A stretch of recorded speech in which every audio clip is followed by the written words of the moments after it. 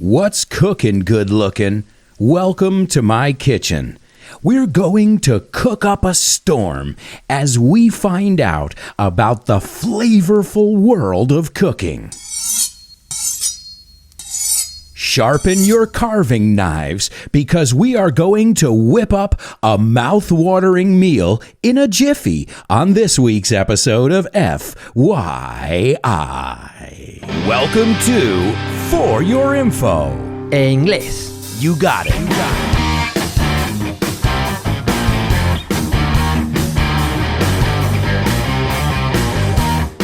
Hello, and welcome to another exciting edition of FYI. It's a pleasure to have you here with us every week, and I just wanted to remind you guys, a quick reminder, recordatorio, that if you have not rated this show yet, please do me a big favor and rate it wherever you listen to podcasts, whether it's Apple Podcasts, Spotify, or iVox. I'm not too sure about the rest of the platforms, but whenever possible, if you could give this show a rating, that would be very, very helpful. And I thank you, and if you let me know, I'll send you a little something special, some bonus content that is usually reserved for my patrons. But as a special thank you, I'll send you some bonus audio and maybe a little surprise.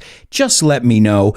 Hey, I work on the honor system. I'll take your word for it. Send me a message on social media and say, hey, I just rated your show, and I'll send you some bonus audio. Who knows? Maybe I'll send you the bonus audio from this episode. And I'd like to take a quick moment, now that I just mentioned them, to send a shout out to all my patrons, all my students who are with me every week, every month, learning English on Patreon in our curious community. And if you guys want to join our community, you can find out more at patreon.com/Alberto Alonso. I'd like to send a shout out to all of you, especially my super duper students, Mara, Javier, Roberto, David, Mila, Edgar, Loles, Alex, Jose Maria, Patricio, and Loles. And don't forget about my interstellar students, Isabel, Paco, Diego, Carmen, and Diana. Thank you so much, and keep up the great work. And if you are interested in becoming a patron, take a look at the website. It's patreon.com/Alberto Alonso. Now let's make our way to the kitchen. Vámonos hacia la cocina. We're going to start off with our intro, which is chock full of vocabulary, expressions, and structures. And remember, as a patron, you'll have access to all this vocabulary in very convenient PDF sheets. If you'd like a sample, just let me know. So I started off saying, what's cooking, good looking? ¿Qué se cuece? You say the same thing in Spanish. What's cooking, good looking?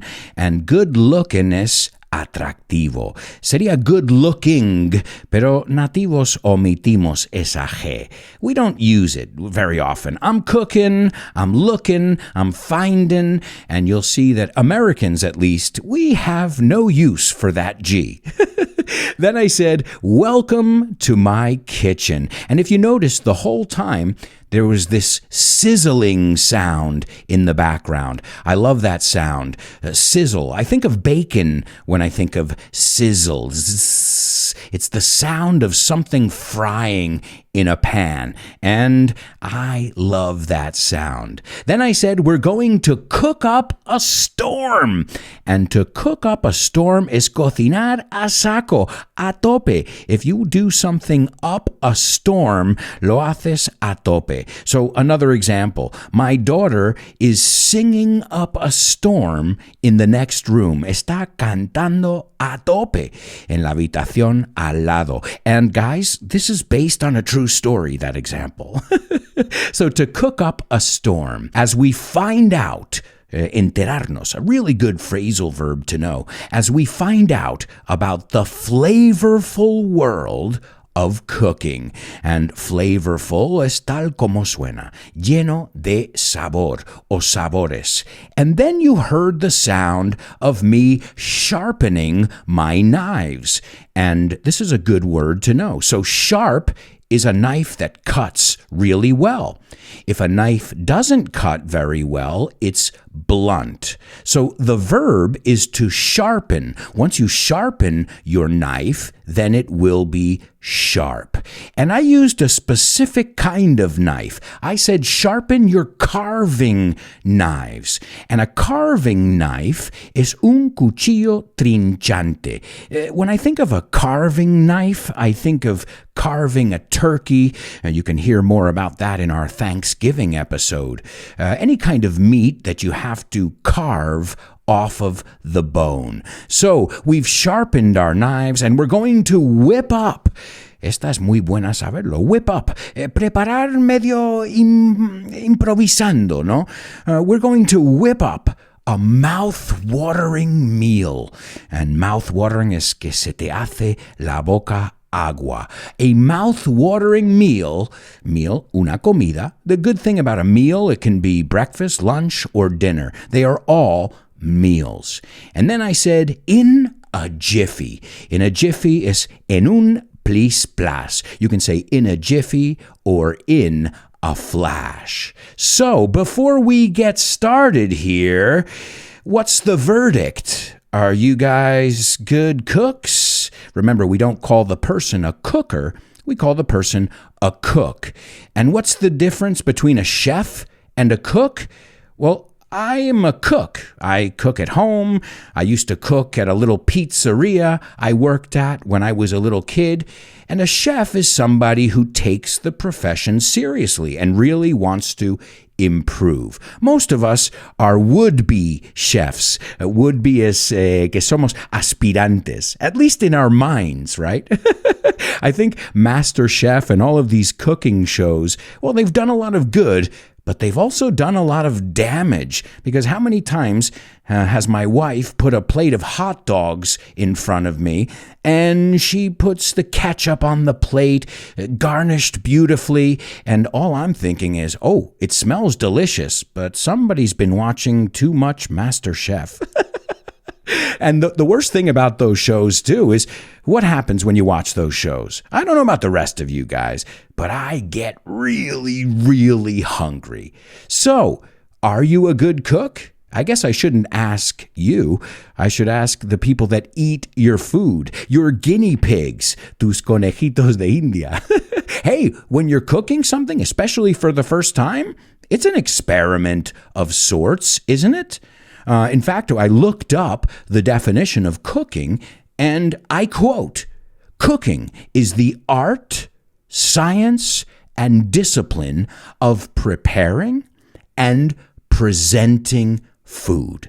That's beautiful. Art, science, discipline. I mean, you're mixing so much into one little thing there. And then the best part is you get to eat that art. O sea, es arte que se puede comer. I think it's beautiful. And anybody who wants to argue that point and say, well, cooking is not really art, well, I beg to differ. Because what does an artist do? They get raw materials, right? So if you're a painter, you get a canvas and you get some paints. If you're a chef, what are your materials? Vegetables, meat, and then you make the finished product using the raw materials and hopefully present it in an aesthetically pleasing and a yummy way as well. So you don't just ingest it through your taste buds and through your mouth, but you also visually think about that, how important the visual aspect is of food. And if you don't think it's important, think about the last time a tomato tasted like a tomato. I mean, let's be honest. They've got fruit and vegetable down to a science. They make them look perfect, but they are tasteless. They are actually really bland. Bland es soso. And by the way, we're going to take a look at a lot of adjectives today. In the bonus part of today's show, we're going to look at adjectives that have to do with food, from texture to flavors, and we'll look at all kinds of cooking as well, different ways that we can prepare stuff. We've got a really exciting show for you today, unless you suffer from, and I'm going to try and pronounce this to the best of my ability, magirocophobia. Again, it's probably not pronounced like this, but this isn't a word that's used very often. If you suffer from, padecer de, magirocophobia, you are afraid of cooking. You have a phobia of cooking. And it really means that you don't like to make anything, right? We don't usually use the word do para preparar comida, sino to make pizza, to make something, to make soup. And if you suffer from magirocophobia, maybe you should make reservations. Okay, really bad joke. All right, well, let's take a look at the history of cooking. And I know what you're thinking. Where do you start? You mean the history of restaurants or the history of cooking in general? I mean, this is a very wide area, right? Wide, muy amplio. Well, let's talk about cooking at home, the art, the necessity that is cooking. Well, according to the figures I have here, humans started cooking over 1.5 million years ago. Now, obviously, this coincided with humans conquering fire. Once humans were able to produce and control fire, well, they would be able to heat and prepare food. And researchers and experts in this field have found remains are restos, of campfires. Campfires, I think you say hogueras o fuegos, no? Campfires that were made over 1.5 million years ago by Homo erectus, one of the early human species. And some experts say it's more like 2 million years ago. So we've been cooking for a long time. So you'd think that now we've gotten the hang of it. To get the hang of it es pillarle el truco. Well, some people have. I love the words edible and inedible. So if something is edible, you can eat it. You won't die. If something is inedible, if something's edible, yeah, you can eat it. If something is inedible, you shouldn't eat it. Pero luego tenemos otro set de palabras, which is eatable and uneatable. Y esto es más como se puede comer, pero sabe asqueroso. It tastes gross. It tastes disgusting. So if something is edible, you can eat it, as I said. If something is eatable, you can eat it, but it doesn't taste very well. But it won't kill you like something that is inedible. I think I really extended that explanation a lot longer than it had to be. But let's move on then. What about the oldest cookbook? Because, okay, fire, cooking, but when did people say, okay, I found that if you mix these ingredients with these ingredients and you prepare it at this temperature for this long, it tastes delicious. It's finger-licking good. Es para chupar los dedos. So when did the first recipes come about? According to experts, it was the Yale Culinary Tablets. The Yale Culinary Tablets, which are considered the oldest cookbooks in the world. These date back to 1700 BC. They were Mesopotamian tablets that display what is claimed to be the world's oldest recipes. And be careful with that word too, because the word recipe is receta de cocina, but receta médica is a prescription. And these dishes that they found in these cookbooks, they were meant to be served to royals, right? To royalty. And they recovered 25 recipes. Most of these recipes were for stew. Do you know the word stew? Guisado. We're going to look at all this vocabulary a little bit later on. Guisar or un guiso is a stew. And a lot of meat-based dishes. There weren't a lot of vegetables on the menu. And the interesting thing was the recipes listed ingredients, but there were no directions. So I guess it's not exactly the same, but they said, hey, if you use these ingredients, you can't go wrong.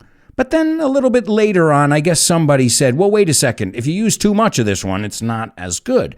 So then they started adding instructions on how to prepare each of these. And, well, throughout the years, little by little, this has become a multi-million-dollar, possibly even billion-dollar industry. I know it is in the United States, with cooking shows more popular than ever. Culinary schools are full. People are signing up. I mean, it's really become very, very popular. Cooking in itself has had some kind of a renaissance, you know.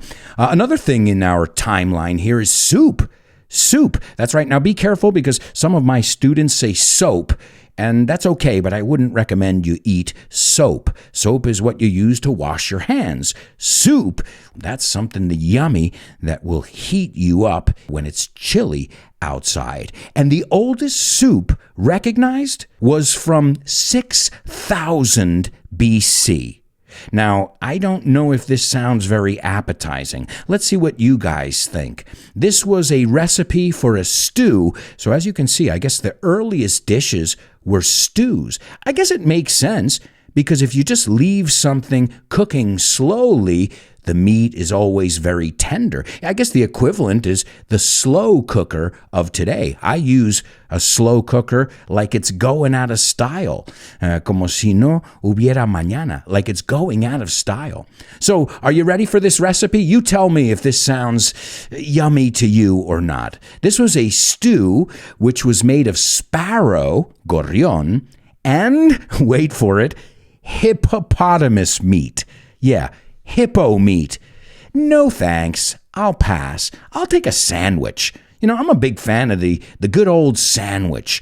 And I'm not talking about a Spanish sandwich. I'm talking about an American sandwich. You know the ones I'm talking about. The ones that you can't even fit in your mouth. Esos bocatas.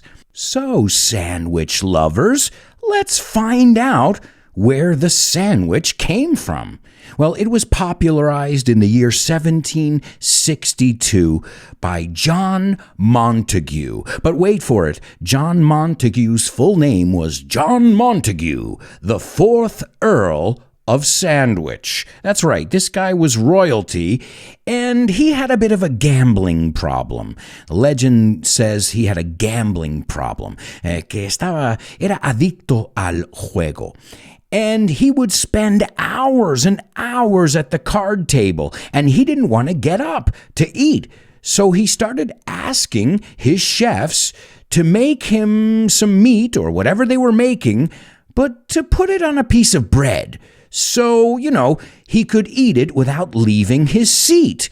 And there, from that gambling addiction, the sandwich was born. And thank God for this degenerate gambler, John Montague, the 4th Earl of Sandwich. I owe you so much as a sandwich lover. I mean, I don't just love sandwiches with cold cuts. Cold cuts son diferentes cortes, como jamón york, estas cosas. But I also love ice cream sandwiches. Okay, stay on topic, Alberto. This isn't an episode about desserts.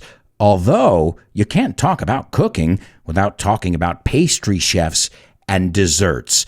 But let's wait for dessert. Let's have dessert at the end. We're traditional here on FYI. Let's look at some different cooking styles that are popular. Now, many of you know my favorite is barbecuing, grilling. That's right. But it's not always easy because you need a yard, una propiedad. It's not the easiest one. And it gets a bad rap, as many of you know, because when you think of barbecue and grilling, you think of burgers. But remember, you can grill vegetables too, and you can grill fish. So it's not the barbecue, it's what you put on it. Another very popular way, and now that people are very health conscious, is boiling things. To boil es hervir. Also, to simmer. To simmer is justo antes de llegar a hervir.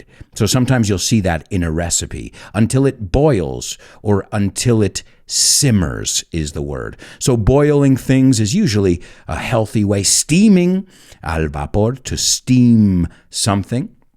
I love pan frying. To be honest, that's my specialty. You give me a chicken breast or anything, and I will fry it up in a pan. I'm not too good at baking, right? So baking and broiling are what we do in the oven. Y cuidado con la pronunciación, no es oven, sino oven.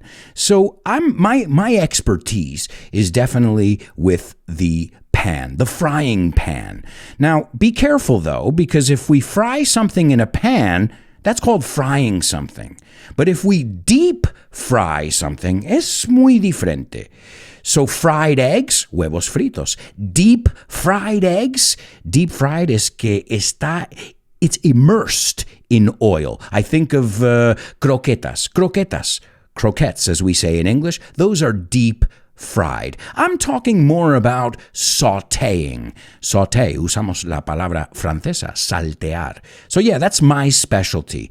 I love making seared tuna. Have you ever tried that? Seared tuna. You take a piece of tuna, a tuna steak, como lo llamamos, and obviously it's raw, and you turn up the heat all the way. And you cook it really, really on high heat on both sides. So on the outside, there's like this crust, como una capa. And inside, it's a bit raw. I love that cooking style. Seared, we say. Now, you can't do it with everything because you're not supposed to eat raw chicken. You could get salmonella. But fish, very often you'll find seared salmon or seared tuna. So just be careful with that fry thing, because frying something and deep frying something is not the same. We already said baking something, which is horneando. To broil is en el horno, pero desde arriba. To roast, nothing like roasted meat. And roasting is when you put it on a spit and you let it cook with fire. This is, I think of the first thing that comes to mind, obviously, is roasted chicken. Is anybody else getting hungry? Is anybody else's mouth watering? Just talking about the cooking styles. We're not even really talking about flavors and foods yet. We're going to look at that in the bonus part. Oh, and how can I forget? We're talking about cooking styles right now. Perhaps the most popular and laziest cooking style, nuking it. What? Nuking it? Like nuclear? Yeah, well, this is another way to say put it in the microwave. Nuke it. Yeah. También en Estados Unidos decimos zap it. Zap it for 2 minutes or nuke it for 2 minutes.